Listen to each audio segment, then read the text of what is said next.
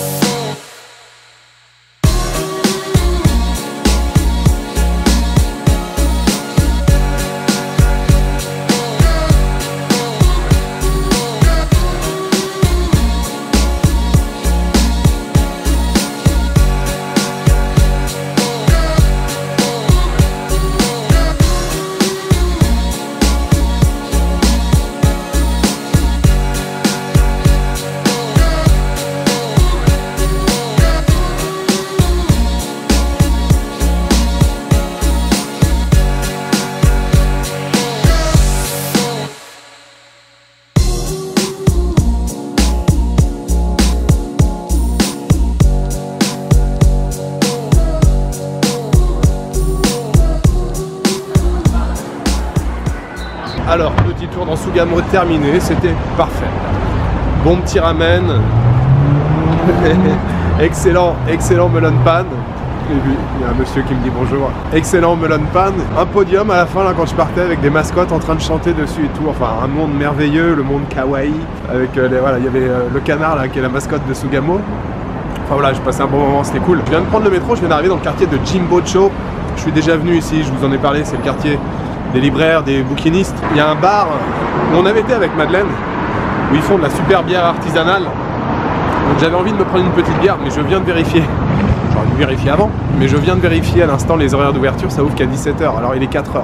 Ça demande 1 heure. Bon, je pense pas que je vais attendre. Donc je vais marcher un petit peu, je vais aller plutôt vers l'ouest Je ferai après, je reprendrai le métro, je ferai un petit passage rapide du côté de Montesando, l'avenue, vous savez, la grande avenue. En fait, je vais aller dans un magasin, j'ai 2-3 trucs à acheter encore. Et une boutique de souvenirs qui s'appelle Oriental Bazaar, je sais plus si je vous en ai parlé, mais tous les touristes connaissent, c'est dans les guides. C'est vraiment la grosse boutique à touristes, mais on trouve tous les souvenirs quasiment qu'on peut trouver au Japon, donc c'est cool comme endroit. Et puis je terminerai la soirée à Shinjuku. Alors là, j'arrive au bar, je vais voir si c'est ouvert, parce qu'aujourd'hui c'est férié, alors peut-être que les horaires peuvent changer.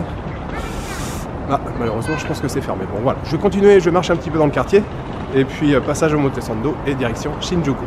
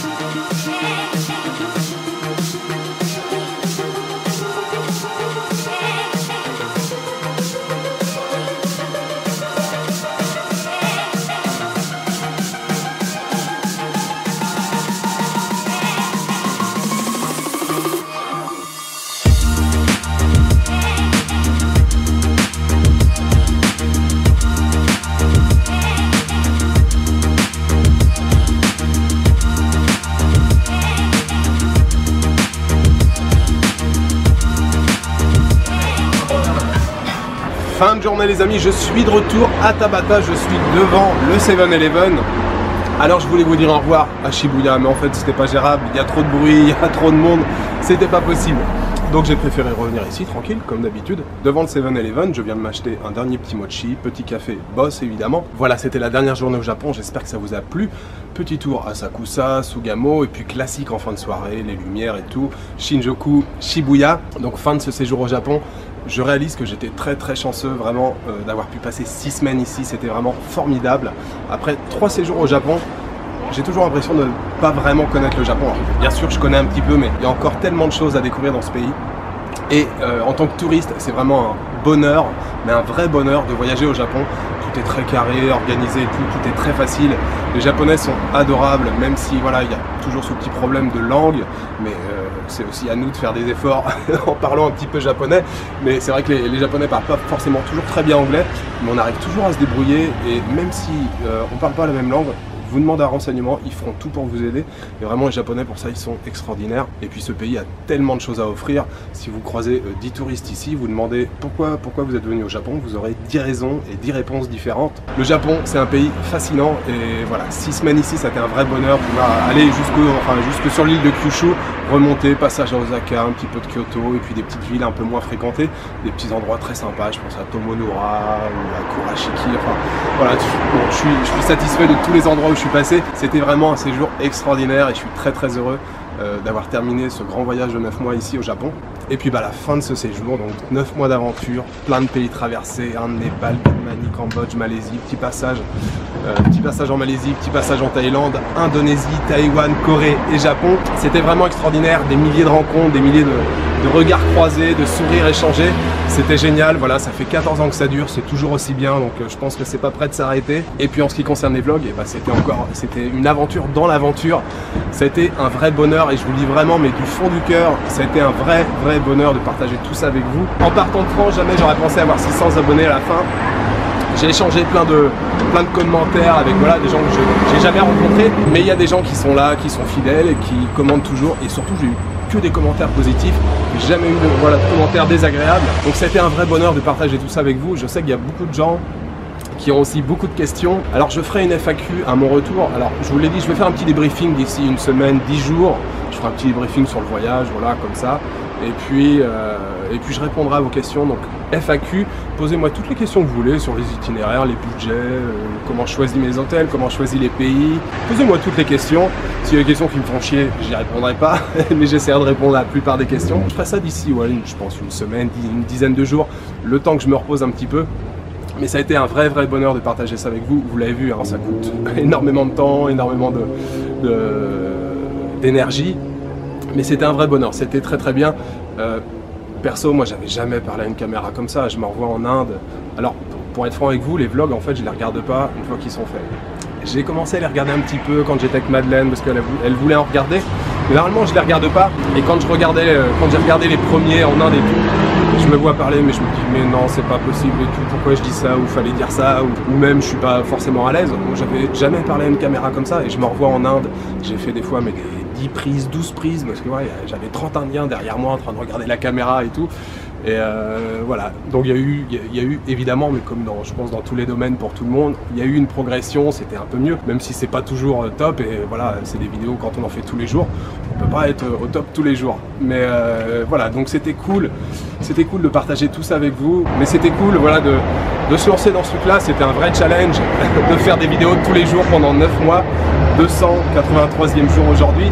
C'était assez exceptionnel, mais je suis content de l'avoir fait et je suis surtout content de l'avoir partagé avec vous. Je le répète et je le dis encore, c'était le but de toutes ces vidéos, c'était de partager, de pouvoir donner envie aux gens ou simplement même d'offrir un moment de détente. Il y a plein de gens qui m'ont laissé des commentaires qui m'ont dit ouais je rentre le soir et tout, je regarde tes vlogs, ça me détend, ça me fait du bien, ça me fait super plaisir. Et puis donner aussi envie de voyager et puis aussi montrer que voyager c'est simple, ça n'a jamais été aussi facile de voyager. Si je pense par exemple à la génération de mes parents, prendre l'avion c'était toute une histoire, ça coûtait cher. Aujourd'hui voyager c'est hyper simple, on a des outils comme internet qui nous permettent d'organiser un voyage sur le bout des doigts. Écoutez, il y aura un petit débriefing dans 10 jours, sinon je m'arrêterai pas de parler. Ça a été un vrai bonheur, je le redis encore une fois, un vrai bonheur de partager tout ça avec vous. Je pars demain, mon avion décolle à midi, j'arrive vers 8h30 ou 9h du soir à Paris. Voilà le programme de demain, ça va être une journée de transport. Je vous souhaite une bonne soirée, une bonne nuit ou une bonne après-midi. Je vous dis à très bientôt. Ciao, good night.